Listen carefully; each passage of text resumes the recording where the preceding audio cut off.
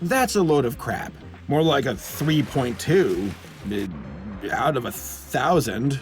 There aren't really any people worth mentioning who worked or starred in this movie, so I'll leave them out of this. They have already suffered enough, but our suffering is just about to begin. Let's talk about the movie. And by the way, this is the best version I could find, so I apologize about the quality. Shut up! So the film starts off with a plane soaring through the sky. As we get our intro credits, we then find ourselves inside the plane as we're introduced to our main character, Maddie. Wow. Dr. Conquest is truly amazing. Did you hear that, Ty? What? I hate her design. Like, a lot. She has these massive cheeks, but a very small mouth that looks somewhat sunken in. And her body is even crazier. She's got these long arms and legs, and a torso that's constantly bending at bizarre angles. It looks like the poor girl has scoliosis. And look at her joints. Woody called, he wants his arms back. Somebody's poisoned the water hole! So Maddie is a nerd who believes in the supernatural.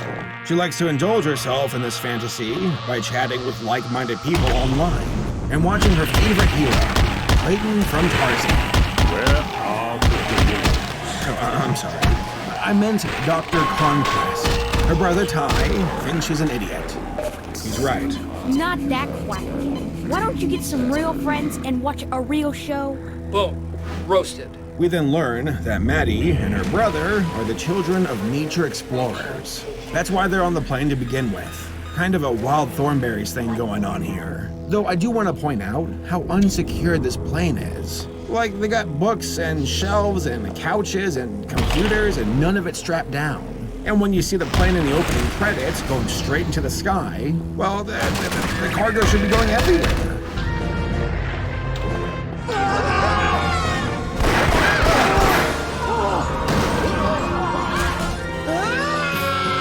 So the family arrives onto the island. Maddie's parents go off to look for a plant. Also, Maddie's mom has a very strange face. Like, it sticks out and looks like the camera is using a fish-eyed lens.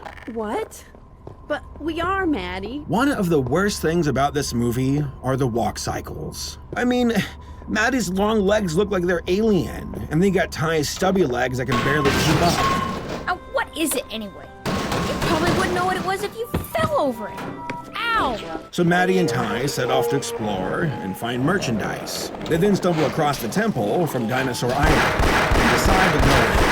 I'm telling you, Maddie, Mom and Dad are gonna be so mad. So they're in the temple, and while they're there, they discover ancient drawings of people playing with Furbies. Which begs the question, where are those people? The funny thing is, and I watched the entire movie by this point, is that we never see a tribe of people on the island. So what happened to them? Oh my god, the Furbies ate them. So the temple begins to fall apart, and Maddie just straight up leaves her brother behind.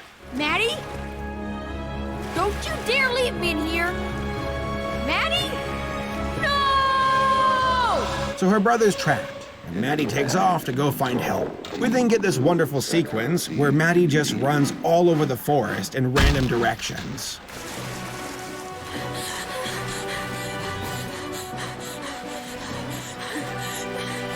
Fast as fuck, boy. I must have gone in the wrong direction. Where are Mom and Dad? Where's the plane? Where's Ty? Where's Ty? He's trapped in the temple. That's the entire reason why you ran off to go find help. God, you're stupid. So at this point, Maddie is completely lost. And then they show up.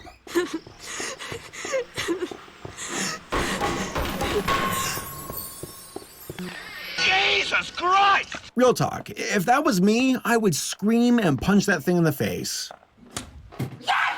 This is where things get really weird. Apparently, the Furbies have magical powers and can read your mind and emotions. Kind of invasive, if you ask me.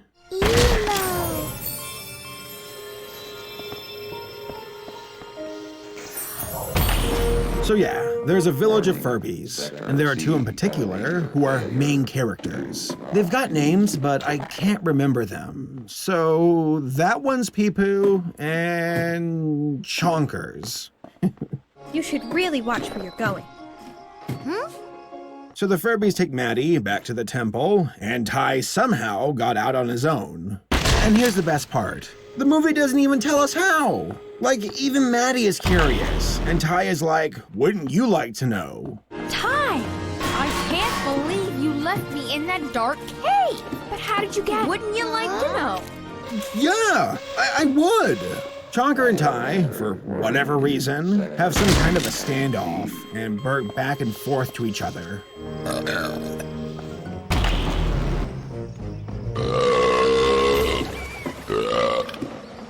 Then we're somehow instantly back at the Furby camp, where we get this weird-ass song, as the Furbies sing in their native tongue.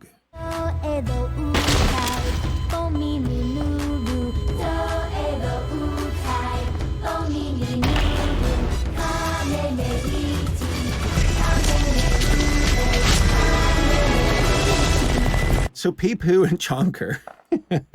Oh my god, their names, I don't know why I called them this. So Pee-Poo and Chonker go back to the plane with the kids. Maddie then has the brilliant idea of revealing the existence of Furbies and posting online where they live, cause fuck them.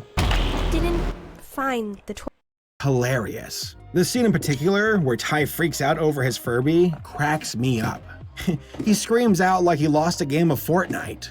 Eli! No! Then there's the dialogue. The character dialogue was very clunky. Maddie and Ty had that sibling rivalry going on, but none of it sounded natural. It felt more like a sitcom. Ah! Don't do that! Gotcha!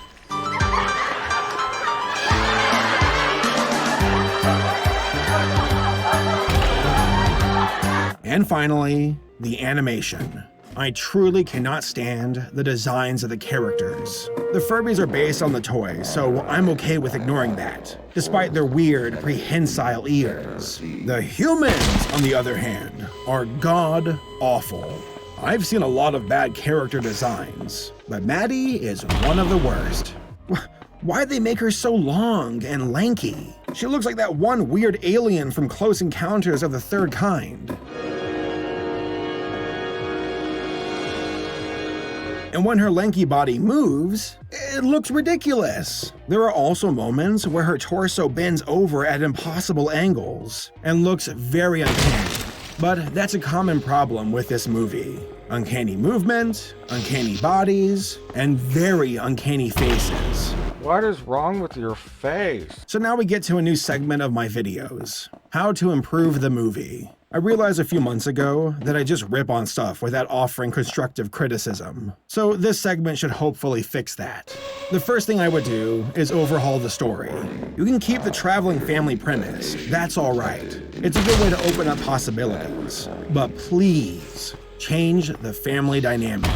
Give mom and dad more personality than just being the boring parental figures. They barely do anything in the movie except fly the plane. For Ty, make him more likable. Instead of being the younger brother who is constantly berating his sister, make him a geek who wants nothing to do with nature. That way, when he finally befriends a Furby, he can come around and see things from his sister's perspective. For Maddie, I would make her the younger sister, someone who is wide-eyed and optimistic about the world and what could be in it. When it's an older person, it's easier to dismiss their wonder as immature, but for a little girl, it's more acceptable and cute. It also makes it more believable for people to ignore her findings. She could be like, "Mom, Dad, I found a magical village of creatures called Furbies." And they'd be all like, "Oh, that's nice, dear. Brush your teeth," and essentially ignore her. After trials and tribulations, the family would eventually come around and believe her. Maybe even come to her rescue with some other Furbies. I think that would be a better story arc. It also makes more sense with the family values and being more together. And for the villain, just get rid of him. Instead, put in a monster that preys on Furbies. That would fit much better with the fantasy theme of the island. And for the character designs, just burn the originals. Start completely over. I hate the way they look. Do something more cartoony instead. Maybe in 2D or something. The 3D computer animation is not doing this film any favors, and puts the characters in uncanny valley with their stupid movement and facial expressions. So, where did you hear the name Furby then? I read about it. On your website. Really? So, yeah, that's Furby Island, a failed attempt at making a cheap, boring cartoon to promote a toy line. Now, I have no problem with companies trying to make shows about their products, but absolutely nothing redeeming ago.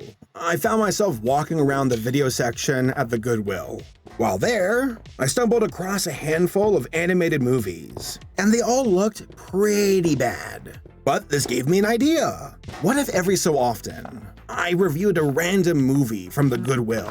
It'd be a fun way to mix things up and add a level of mystery to my reviews. It could be something good, something weird, or something bad. So I decided to move forward with this idea and check out this movie, Alibaba and the Gold Raiders. Guess which category this one falls into?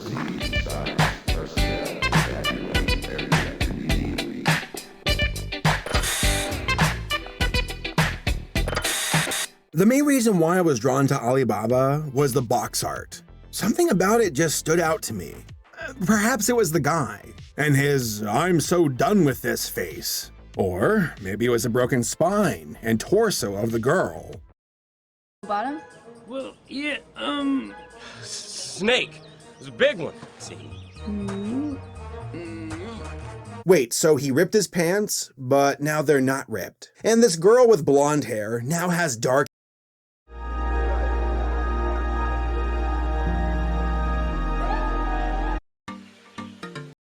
Ariel. Bottom? Well, yeah, snake. It was a big one, see? Wait, so he ripped his pants, but now they're not ripped. And this girl with blonde hair now has dark hair. Miss Jessica was looking for you, Mr. Stego Bottom. Let's get out of here. Come on! So the trolls live in a secret location, which really isn't that secret. It's literally under a bridge near the camp. I'm sure no one's gonna find that. We then meet the main character of the movie, Finn. Ah, Finn. Thought I'd find you here. You weren't planning on ducking out of the ceremony, were you? No, of course not. Look at his broken fingers. Copy, paste, copy, paste, copy, paste. This movie just does not care about its characters. They are constantly clipping. I mean, check it out. The old guy's hood and staff are going right through his body. A lot of new faces out there making names for themselves. Keeping the human ego in check is some of the best ranking I've seen since I was a kid. Time to take a nap. I'm gonna take a nap. Now, excuse me while I hold my head back, keep my eyes open, and have my hand freak out over here. Had their heads on a swivel, they did. You had to be crafty. With nearly 1,000 points, young Jarvik here is well on her way to becoming this year's Frank Queen. Wait, 1,000 points? It said like 3 points on the board. Yes. You'll have to make up for it by giving us all of them. Whoa, hold on. Are they implying that she pushed him? Because she was like, what, 2 feet away from the guy? Ow! Ow! Ow! Acting. Stupid Jarvik. I want to be queen. Let's prank people. It's tradition. You know what? Who needs lip syncing when the lips aren't even moving? Olaf! Come out of there, you little... He's not even clamping down! I have you down! Finally! Look, his hand clips right through his body. God, this movie is so lazy. Oh, Olaf, having one of your cocaine parties again. Cocaine's a hell of a drug. And here we have Hayden, the human kid who gets picked on by bullies. Hey, nerd! You talking to Bugs again? No, I wasn't talking to the bugs. I was talking to myself. You say that like it's not any dumber. Frayden the friendless. Yeah. Awfully proud of that Frayden joke, aren't they? Give it back! My mom gave it to me! Then why did you use it to pay the toll? Confound your lousy toll, troll.